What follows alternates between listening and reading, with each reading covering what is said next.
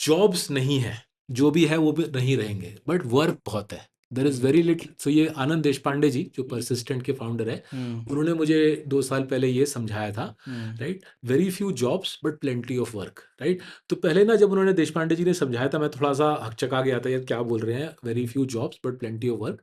फिर मैं धीरे धीरे ना मेरे सोचते सोचते समझ आया। तो उदाहरण देता हूँ। आगे बढ़ने से पहले कंपनी की क्लिप्स चैनल को सब्सक्राइब कर लीजिए, क्योंकि ऐसे बड़े बड़े एपिसोड्स के बहुत छोटे छोटे बाइट साइज इनसाइट्स हम लेके आते हैं कंपनी की क्लिप्स चैनल पे। तो career guidance, mentorship, even jobs के लिए कंपनी क्लिप्स को सब्सक्राइब कीजिए।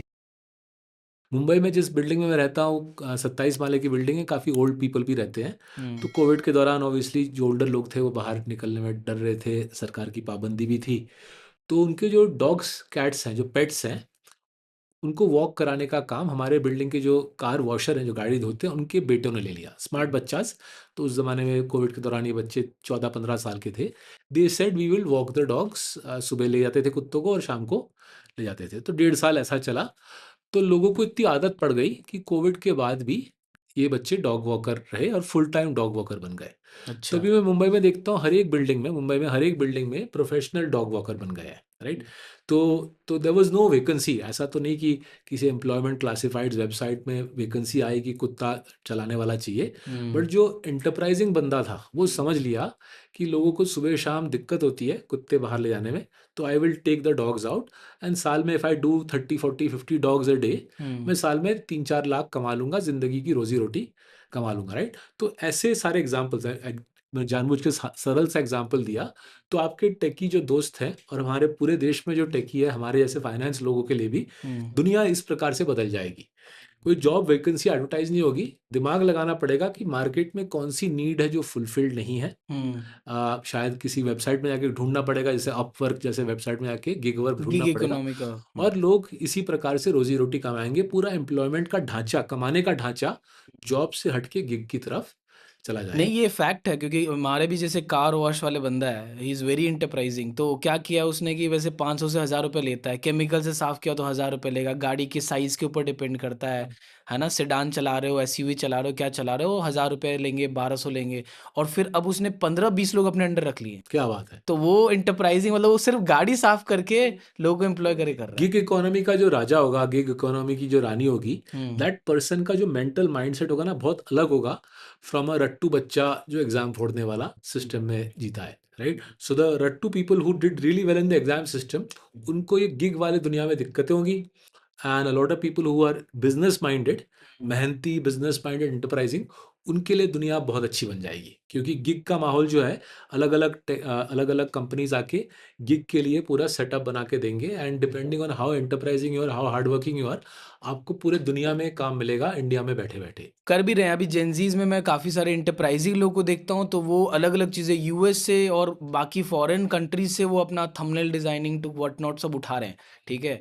और यहाँ पे जो लोग इंटरप्राइजिंग नहीं है, जो उतना क्रिएटिवली नहीं सोच रहे हैं, वो एंड मीट के लिए स्ट्रगल कर रहे हैं कि इसको कैसे करे, जॉब कर ले। इसका और एक पहलू है, राइट। बड़े शहरों में रहने का क्या वजह था, लोग would people would sit live in a place like Gurgaon या बेंगलोर, अपॉर्चुनिटी की। क्योंकि हाँ, बड़े बड़े कंपनीज का मल्टी स्टोरीड ऑफिस होता था। And everybody would go in the same Bangalore या गुड़गांव के क्रेजी ट्रैफिक में लोग पिसते पिसते जाते थे। अब वो स्टोरी खत्म हो जाएगी। If you are doing global gig work, अगर आप मुंबई में बैठ के टांजानिया के किसी रेस्टोरेंट चेन के लिए MIS बना रहे हो, या बेंगलोर में बैठ के लैटविया के किसी हॉस्पिटल के CRM बना रहे हो, you don't have to go to a large glass fronted office in a business park. आप अपने कूर्ग में बैठ के या मसूरी में बैठ के या नैनीताल में बैठ के आप अपने बेडरूम में बैठ के गिग वर्क करो।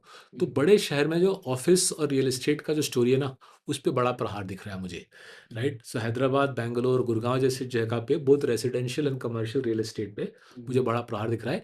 बाय द सेम टोकन मुझे लग रहा है छोटे शहर में तेजी आएगी। मुझे इनफैक्ट आते हुए दिख भी रही है।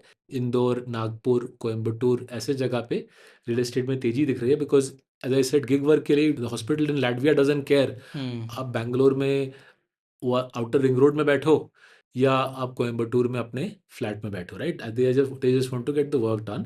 साथ ही साथ क्या हुआ है, छोटे शहरों में रोड कनेक्टिविटी अच्छी हो गई है, एयरपोर्ट्स भी आ गए हैं।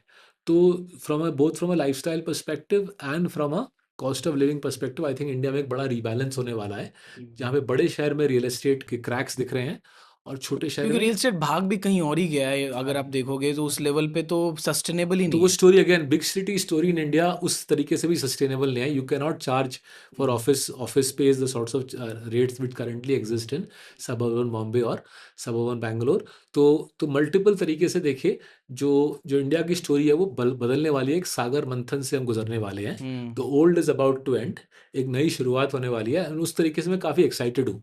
अगर हम बोलें कि if you see the world as saying jobs नहीं है लेकिन अपॉर्चुनिटी बहुत है, वर्क बहुत है, तो पूरा चीज़ काफ़ी एक्साइटिंग लगने लगता है।